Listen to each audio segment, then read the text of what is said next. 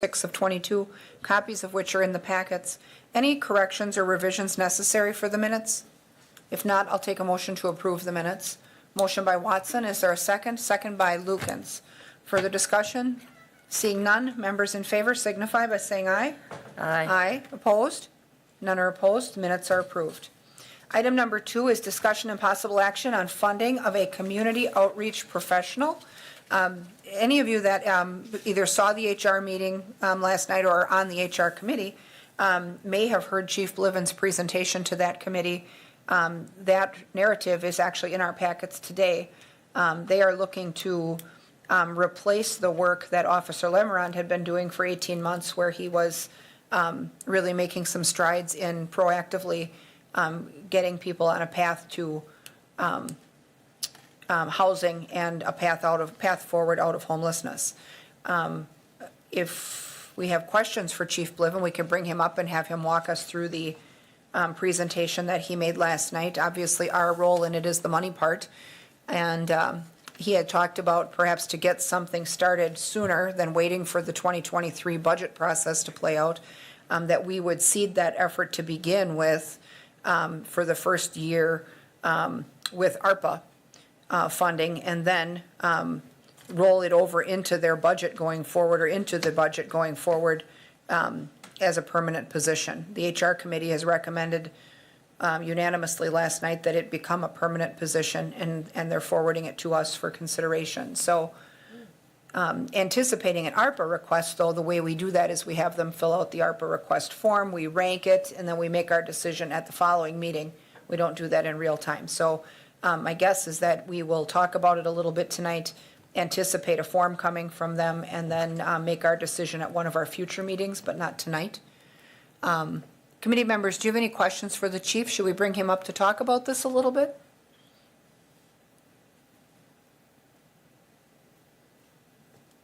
Or are you satisfied with the information that's in the packets? Go ahead, Doug. Yeah, I do have a question, clarification again on the, so this is going to be considered for ARPA, or we got it? So it's a delayed This material is not an ARPA request. There would be an ARPA request for the next meeting if we decide that we are interested in, they're asking us to fund this position. And so, whether we make that decision tonight with an alternate fund source, but normally the way we do ARPA is we consider them at one meeting, we rank them, and then we make our decision yes or no at the subsequent meeting, so that there's time for us to undertake our normal process. So who would do the ARPA application? I already have the ARPA application. It came in last week. Do I have it? I thought I had it. No, I don't have it. Oh, okay. Never mind. Sorry. So the department forwards it to Mary Ann, and it comes onto our agenda then after it's received for consideration. And then at that time, we would receive a similar presentation to what we have in the packets this evening. So go ahead, Chief, and just walk us through a little bit of how we got to this point. Yeah, so in regards to the financial piece, my plan is to make an ARPA request, which would come to you at your next meeting when you consider ARPA requests. And last night at the Human Resources Committee, one of the members of the committee asked why I was looking to fund it through ARPA and not through regular dollars if it's going to be a permanent position. And so I'll just give you my rationale on that, whether that makes sense to you or not. That's up to you folks to decide. But my thought on it was that it was the fastest way to get the position approved and funded. So if you want to fund it through different dollars or different sources, that's fine. But my perspective was I didn't want to wait till the regular budget process and wait until 2023 to get the position approved because it is a need today. So I thought that would be the fastest way to get it funded.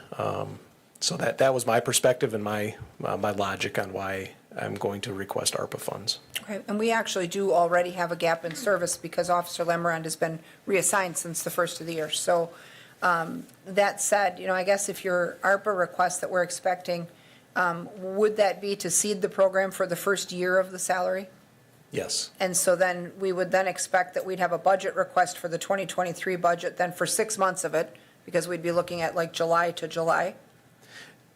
Yeah, I mean, that's up to you folks. I mean, we have the ability to spend those ARPA funds through 2024, so we could, I mean, you could authorize the expenditure of ARPA funds through 2024 and fund the position that way for a few years and then build it into the regular budget, or we could do any variation, to fund it otherwise through regular dollars, through levy dollars, as much or as little as the committee or council would Right, desire. and we're looking at, on the top end of the salary range, I think I saw that in the HR narrative, was it Yeah. 67? Yeah, the top end is 67,000. That doesn't include benefits. So if you include benefits in that, it's probably just shy of 100,000. Okay. Around 95,000, I think, is the dollar amount I received from Human Resources or the Finance Department, one of the two.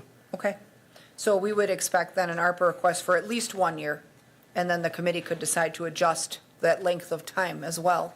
Yes.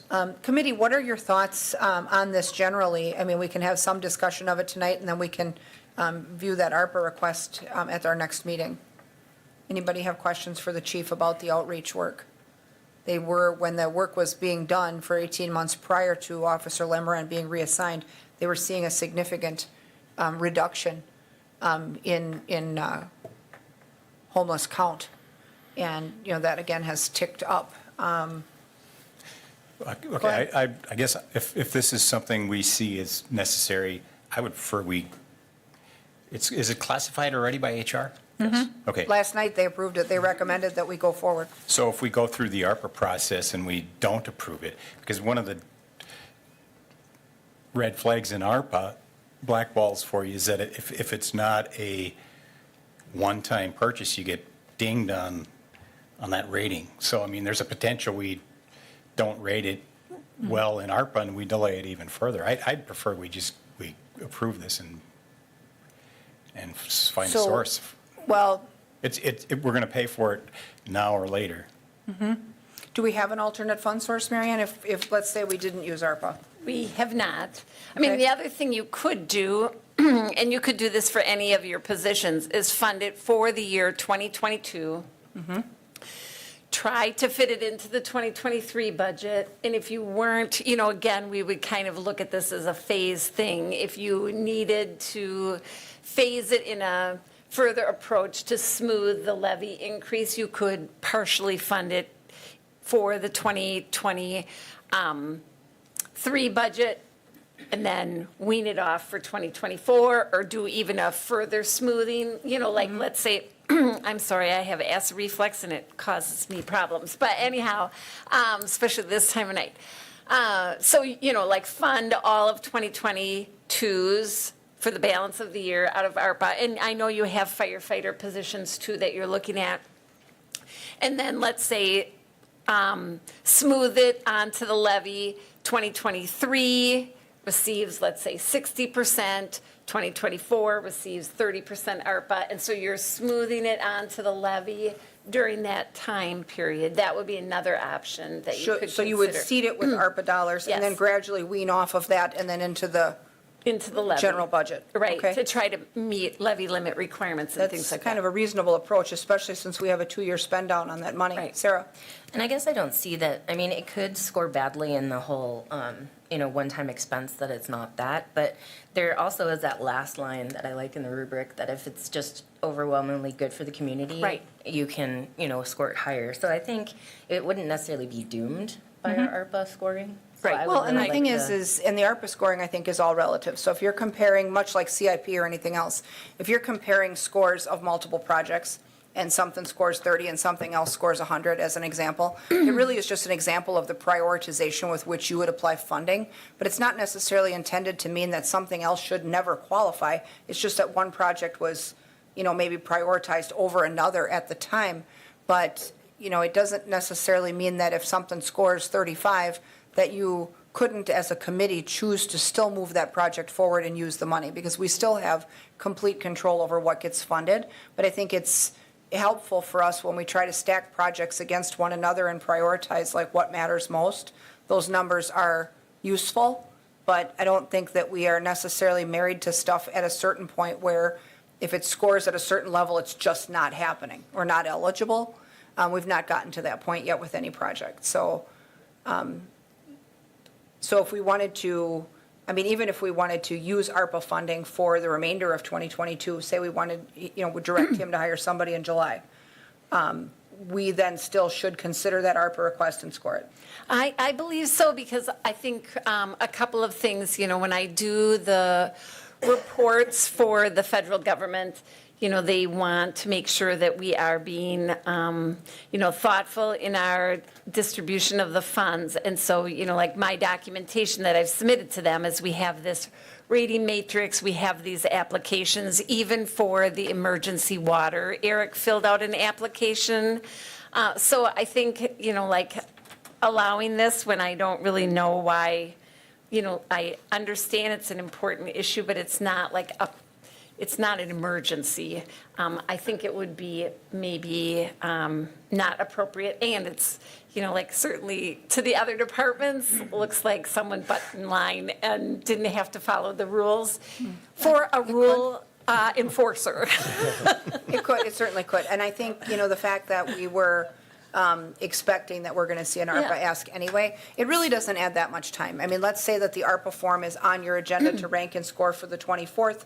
That following meeting, that first meeting of June, is where you would review the scores Yep. and make your decision. And, if necessary, you'd still be, and the council only meets once a month in the summer. So then to get the project to take flight, if you wanted to approve it at your first finance meeting in June, you would probably then also go to council that same night, so you don't have to wait into the July meeting schedule. But it certainly could be done, and that really gives us time to digest, the request and the purpose and all that as well. Sarah? I mean, since the presentation's been made to HR and we could look back at it, I mean, can we score it for our next meeting? to come Oh, you up? could do that. So have the 2 weeks to score it, and then we could address it at the June council. So when Sure, would you having have to- your app done?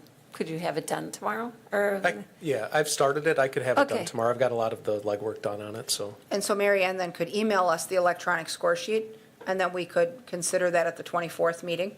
I am out on the 24th. I've got a conflict with that meeting, so Alder Martins is going to chair it in my absence, but I will certainly participate in the rankings. So, yeah, I mean, if that's how you guys want to handle it, that would really remove 2 weeks off the time frame as well, since we all kind of know what we're talking about here, so.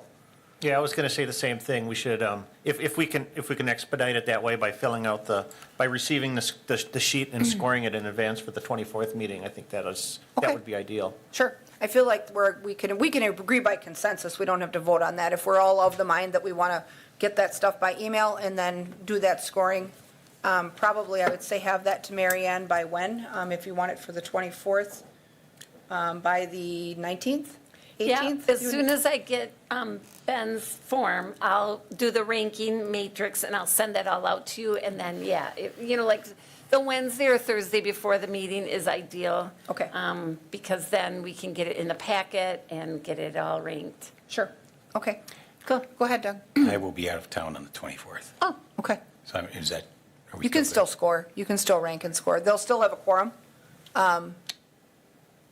Because Carol, Mike, and Sarah are here. As long as Carol, Mike, and Sarah are not absent, even if we're both gone, they could still act. And then move forward if need be. So, okay. But good that we know that, because then everyone else knows to make sure to be here. So, okay. Thank you. Yep. Anything else on this item? If not, we will move on to our next agenda item, which is discussion and possible action regarding use of the city stage for the Taste and Glow Balloon Fest. We have, the Room Tax Commission has awarded room tax dollars to assist the Taste and Glow Balloon Fest because it does generate room nights in the Wausau area, even though it occurs out in the township. So, again, this year, they're requesting use of the stage, which is the same stage that we have like for parades and things. And they're asking that DPW go out there and set that up, partially because they're familiar with the setup and deployment of that stage. But that, of course, is really has the effect of an in-kind donation. So we would need to approve that if we want the stage out there. Sarah? I would move to approve. Okay, we have a motion from Watson to approve the use of the stage and the setup. Do we have a second? Second by Martins. Further discussion? Seeing none, members in favor signify by saying aye. Was that a comment? Did you want to say? Oh, Go I ahead. just wanted to say that I really liked just their application in general. It was really neat, and it sounds like we're going to get a lot of press potentially from Yeah, this. it's- With the Fox Sports, the log rolling, is it? Yeah. Something new they've added So, this yeah. year. Actually, I need to circle back with the Room Tax Commission. I did receive a communication that Fox News Sports is no longer able to come. Discover Wisconsin is proposing to do the show too, which would have maybe not US-wide distribution, but definitely state of Wisconsin distribution. So I'm. It is a getting- popular tourism program. It so- is, yes. Okay, so with that, with a motion and a second on the floor then to approve the stage, members in favor signify by saying aye. Aye. Opposed? None are opposed, that item carries. Item number 4 is discussion and possible action regarding ARPA status, ARPA funding requests, and related budget modification. And so these are the results of the ranking we did last week. Yep. And you've got those rankings in front of you. You can kind of see how everything scored. The CCITC fiber project scored well at 62. The EEC request, they had direct impact from the pandemic, scored at 58.5. The additional firefighters to seed those positions scored at 54.75, and the land acquisition scored at 39.5. So go ahead, Sarah. So one question I had come up, the fiber, is there any way that some of that funding can come from the IJA, the Infrastructure Jobs Act? Have we received an allocation yet from, We have not, there's the- that I'm aware of. I don't know, Jerry, have any more information on that? Sorry, I don't know what that one is. This would be like the federal allocation for broadband. Yeah, A lot of flowing that through the the state. infrastructure, is it the bipartisan Yeah, infrastructure we bill? or- haven't gotten any like communication I on haven't that. seen I hardly haven't seen anything it. at the state level about Right. it. I've read about it at the federal level, but it doesn't seem like anything's drifted down to the state specifically yet. Okay. Okay. Because I wonder if we could The hold only on thing that. I know that has drifted down is the low-income subsidy. That piece is out there already. Okay. I think it went from, they expired the old one that was $50 a month and went to a $30 a month one. And this is a summer project, right? So you'd need to get started this summer on the routing of that fiber? I would put it out for bid, and they would either probably do it this fall or next spring, depending on, the fiber companies are all backed up, of course, because they're super busy. Okay. But- Typically, it's a few months out for them. Okay, but you're confident you could still get the spend down done in time, even if they're backed up? Most likely, if we put it out for bid in the next maybe month or two, they would probably do it in fall, would be my guess. Okay. Based on the other projects we've been working with them on. Okay, just before everything is frozen, right? Yeah, they'll work right up until it's, even after a little bit of frozen. They'll work until it's usually got a couple of inches of frost in the ground. Okay. And they usually stop when it's about 4 or 5 inches. It gets too hard, too Okay. expensive for them. It seems like there's a long-term benefit to that project as well. Go ahead, Sarah. I guess, is there any, I know besides the delay of the RFP or getting the bid, I mean, just waiting a little bit to see what the movement is going to be on this Infrastructure Act? Just, I don't know, Marion, like, tends, like, how long does it tend to slow down? I don't know. I know we've been, so some of the transportation dollars have starting to trickle down to the state, and I know like we've been disappointed, I guess. Is that a good response, Eric, on how the state, I mean, not to badmouth the state or anything, but, you know, how that program is going to benefit the city is not going to be, it doesn't appear to be significant at this point, does it, Eric? Is that a good description? You would do a better job Well, of communicating I that. think that we had suspected right away that a lot of it is going to filter out to rural areas, counties, and larger metro areas. So, you know, I was reluctant to have my hopes up too high over that bill as well. Do we know roughly what our allocation is even? No, and so a lot of these programs with the bipartisan infrastructure bill, they're coming out in pieces. So we just got a carbon reduction program, which we just applied for, and so they're coming out in short pieces, so I don't know when the That might be exactly broadband. kind of what or- I just described, where Yeah. the only thing that I've seen released is the low-income one. I Yeah, could reach out to the so- league and see if they have any information on, you know, where the state is on that, if you, you know, wanted to, you know, consider that. I mean, we're looking Thanks. at our infrastructure projects for ARPA. We're trying to balance that on maybe what we can get from the state or the feds versus what, you know, because some of those have cost shares and stuff, so maybe we don't have to fund it all through ARPA. So we're trying to balance those before we bring them before you. Well, and in theory, if we would approve a project for ARPA and learn that an alternate fund source has emerged, if the project hasn't yet commenced, we could actually shift Yeah. the fund source, right? Yeah, so we just did that with the LED project, so you approved the Mm-hmm. LED project, I think the amount of 800,000. And now I think that we were just approved at the state level, I think we're gonna get about 110,000 from the state to come in, you know, so. So we'll reduce the ARPA money Yes. then? Okay, so that too, by simple committee action, I think we could correct that. So if we decide we want to get IT started on this project, and then we find that there's other revenue available, we could also make that shift.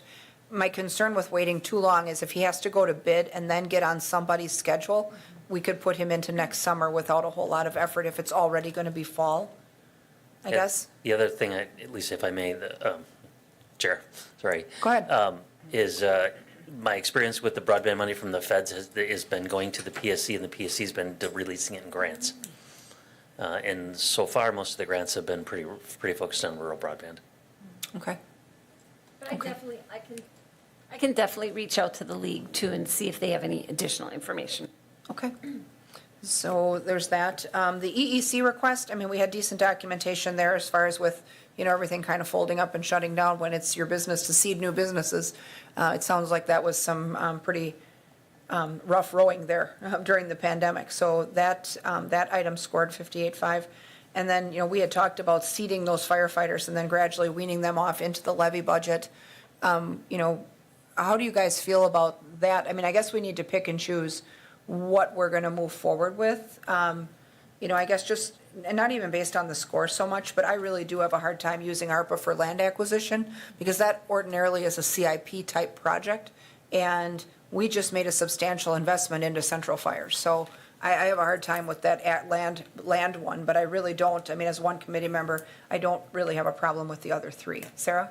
I guess I really, at this point, I would like to fund the fiber project and the EEC request and just hold on the others. I mean, I guess that's sort of where I was going, because I think those have a wide impact. Okay. Michael, go ahead. Yeah, and I'm just gonna piggyback on that because I tend to agree. I think with the land acquisition, I'd like to see that come to CIP maybe first, before we decide to use ARPA funds on that. And maybe hold on the firefighters. I mean, we don't, I know there's still this, we still have the staffing issue, getting the staffing ramped up. And maybe if we get to that point where there's where we need to make the financial commitment to, for the bodies at the fire department, then we can go ahead with that. But otherwise, yeah, fiber and EEC. Okay, yeah, I think, and in terms of recruitment, I think they've had some difficulty, you know, even getting a lengthy list to fill the positions that are open today, let alone seed the new ones. So I think it feels like we do have a little bit of time there. So, committee members, how are you feeling about the two that Sarah proposed? Go ahead, Doug. And then Okay, Carol. so if this goes and we don't do I would agree on the land acquisition because it did, for all the reasons mentioned. The firefighters though, so if it comes down into the unfunded previously ranked, they would tend to be near the top of that list if we were to go back and look at that again. Based on the numbers, I think so. Is there any value to bringing, we talked about partially funding this? Or is that muddy the water? Well, in our case, I think once we have them, we have them. So it's just a matter of when they enter the levy then. So if we start them, they are not going away. So, you know, if we wanted to give it, you know, like Marianne had suggested with the other position, 6 months, then when it comes time for our 2023 budget workshops, we would have to figure out, based on what the total year impact is, if we don't have the funding to fund a full year with other sources without a massive tax increase, we then could inject more ARPA to like smooth that out. And, you know, maybe it's 60% ARPA and 40% levy, and then, you Okay, know. right, but if we get going on recruiting and we get some people lined up, we would take one before we turn down an opportunity. Right, I think if we fund 3 and they can only find 2, they're gonna take 2. I mean, they're not gonna wait until they have 3, right? So, it's, the request was for 3. Their ultimate goal, I think, is eventually a dozen. So, this would at least get them started if you wanted to move forward on because then they can start a recruitment as well. There's a class of graduates happening from the technical schools in the spring. So whether or not that makes a difference versus trying to recruit mid-year, I don't know. Well, I suspect if we approve this, by the end of the year, we still aren't going to have them filled for 3, so, or what's your take on that?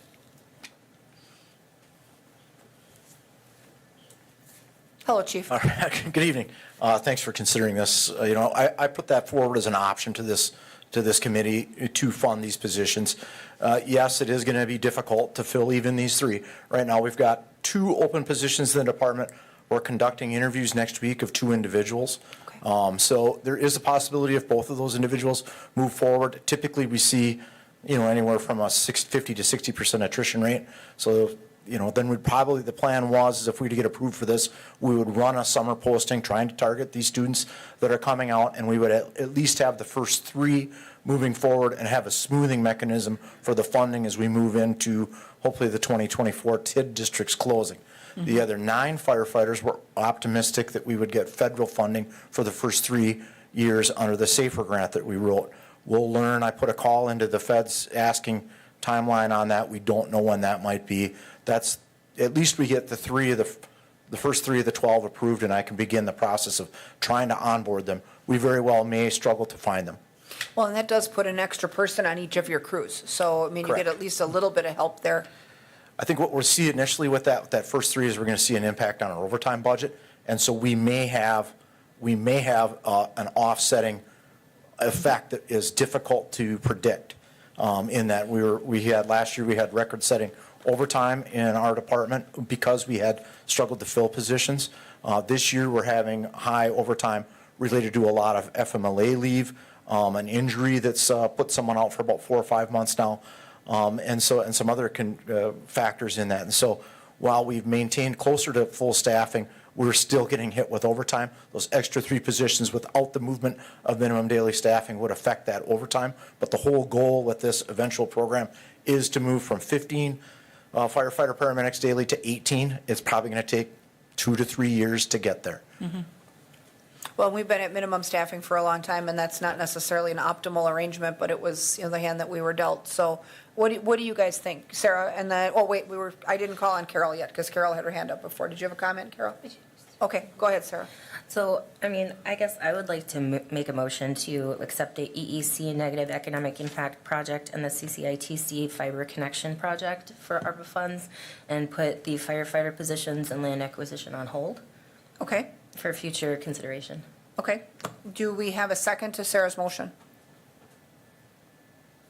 I'll second that. Okay, we have a second by Martins. Additional discussion or questions? Go ahead, Doug.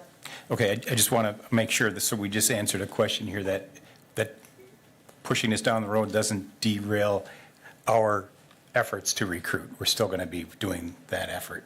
What happens if we get 3 good guys tomorrow? Can we put this on the fast track potentially? We put it on our next agenda, and then if we believe that we have the funding, it's just a matter of approving the expense. So, What I would do is if this doesn't move forward and we do recruit and we have these potential candidates, I would write a separate proposal for funding out of another source that Mary Ann would have to try to find as we move forward. well, and knowing that we have this request kind of just in the hopper and say that we did not take it now, but it's been ranked and scored, I think that if the chief comes in 2 months and says, I have viable candidates and now I need money, that's a simple agenda item for us to process because we've already had this discussion. So, this not doing it tonight doesn't mean that it's completely off the table. Sarah? I guess that's what I thought too. You're going to still actively pursue and have job searches out there. And then if you do have an influx of graduates and people you want to onboard, I mean, it's not like we can't come back to this. If that's the direction I have from this committee tonight, then that's exactly what I'll pursue. I think that is a good way to go because, you know, with the wave of graduations coming, I think that you'll know that even with the application flow, you know, if you suddenly have 15 applicants, that's more than, you know, if it's an influx that's more than what you've been experiencing, you'll know right away that within there, there's probably at least a few that you may want. So Sarah, Carol, and then Mike. I'll go first, Carol. Okay, thanks.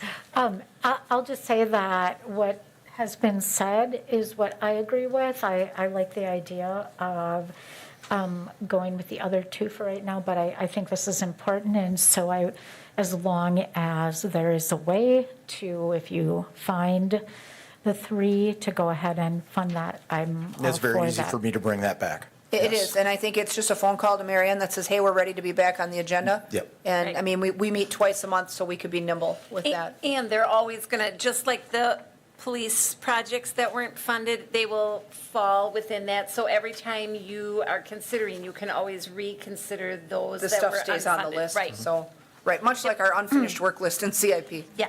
So, okay, so with them, well, go ahead, Michael, sorry. Yeah, and we've already got commitments through Public Health and Safety and HR for these positions. Yes. So they're not going to go away, and I think that, you know, with those commitments is enough for you to actively recruit, and then when you've got the bodies lined up, we'll fund them.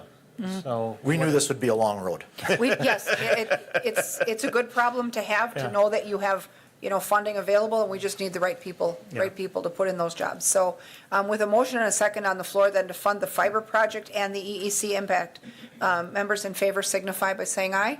Aye. Opposed? None are opposed, so that item carries. And then that brings us to item number 5, discussion and possible action regarding the ARPA listening sessions and idea submission tool.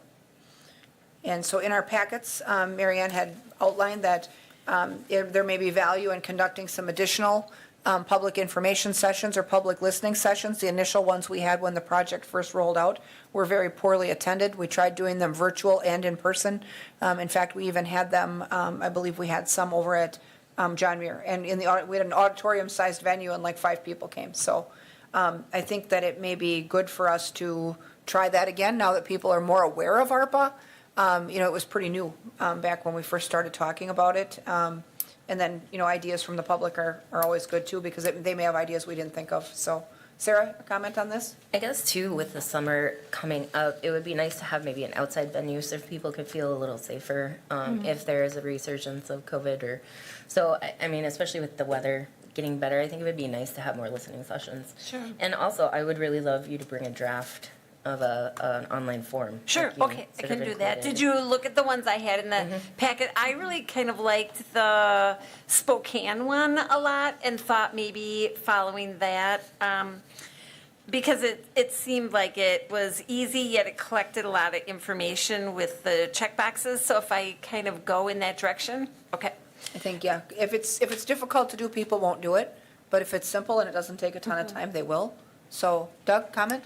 Yes, so I guess, be careful how I phrase this. This is going to be just information only. We're not setting expectations that Right. come and get it, Right, right. because It's really We just will- a solicitation of ideas. yeah.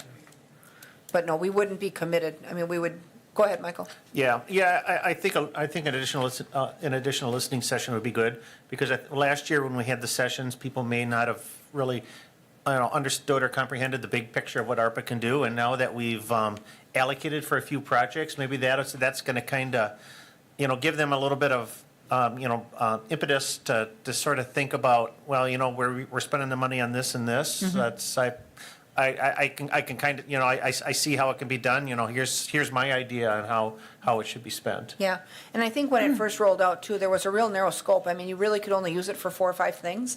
And now that scope with some of it has expanded a little bit where we can consider alternative ideas. So, Carol?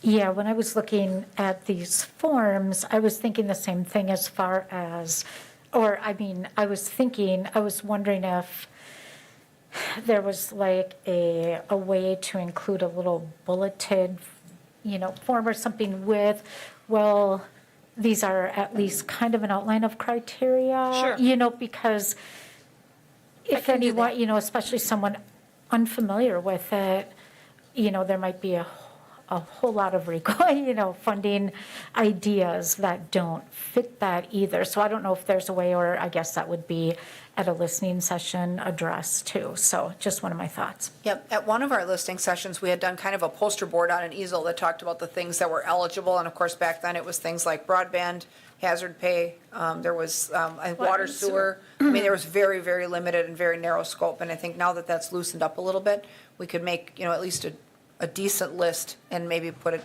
you know, put it out there so people can see that with the form. Sarah? Maybe a list, and then I don't know if there's a video produced by the league or the government that maybe you could add a link to or Okay. something. I can do some research on that. Yep. And if there isn't one, we could maybe make one. I mean, our videographer does a good job, and the mayor does good Sure. video production. So, you know, that might be something where she might be interested in getting people to come out and participate, so. Okay. Okay, so Great there's ideas. that. Thank you. You bet. So we're gonna take, I think, in the interest of time, we'll do item 7 and 8 first, and then if we have time left, we'll skip back to Mary Ann's report. Yep. She does need a decent amount of time to go through the results of last year and through the PowerPoint, so if we can't get enough time, I don't want her to be rushed and just like burn through it and then no one understands it. So we may then hold that report for next time, if we're amenable to that. Item number 7 is discussion and possible action on approving waiver of appraisal, settlement amount, temporary and permanent limited easement, and payment requests for the 72nd Avenue Multi-Use Trail Project for the following properties: 7575 Bombardier Court, 7255 Stewart Avenue, 400 South 72nd Avenue, and 400 North 72nd Avenue. And let me just take a look here. So that is not the closed session item. Is it item 8 is the closed session item, Right. right? Okay. So, all right, so we've got some data in our packets about these easements that they need, temporary and permanent easements they need to get the trail in. Does anybody have questions on the easements or the temporary amounts? If not, is there a motion to accept the item? Motion by Martins, is there a second? Second by Denny. Further discussion? Seeing none, members in favor signify by saying aye. Aye, opposed? None are opposed, that item carries. So then item 8 is discussion and possible action on approving waiver appraisal, settlement amount, temporary and permanent limited easement, and payment requests for the 72nd Avenue Multi-Use Trail Project for the following properties: 7500 Stewart Avenue and 720 South 72nd Avenue. TJ, do you have anything for open session before we would move to closed? Not for open session right now. Okay. Do we have a motion to move to closed session? Motion by Watson, is there a second for closed session? Would somebody read the closed session motion? So I can do it. Okay. We move to closed session pursuant to statute 19.85, sub 1, paragraph E of the Wisconsin statutes for deliberating or negotiating the purchase of public properties, the investing of public funds, or conducting other specified public business whenever competitive or bargaining reasons require a closed session regarding approving waiver of appraisal, counteroffers, easements, and payment requests for the 72nd Avenue Multi-Use Trail Project for the following properties: 7500 Stewart Avenue and 720 South 72nd Avenue. Okay, and so we had a second by Martins for the closed session. We'll do a roll call vote to move into closed session. Watson? Aye. Denny? Aye. Martins? Aye. Lukens? Aye. I'll vote aye as well. We'll adjourn to the Maple Room for the closed session, and then if there's action to be taken in open session, we'll reconvene in this chamber to do that.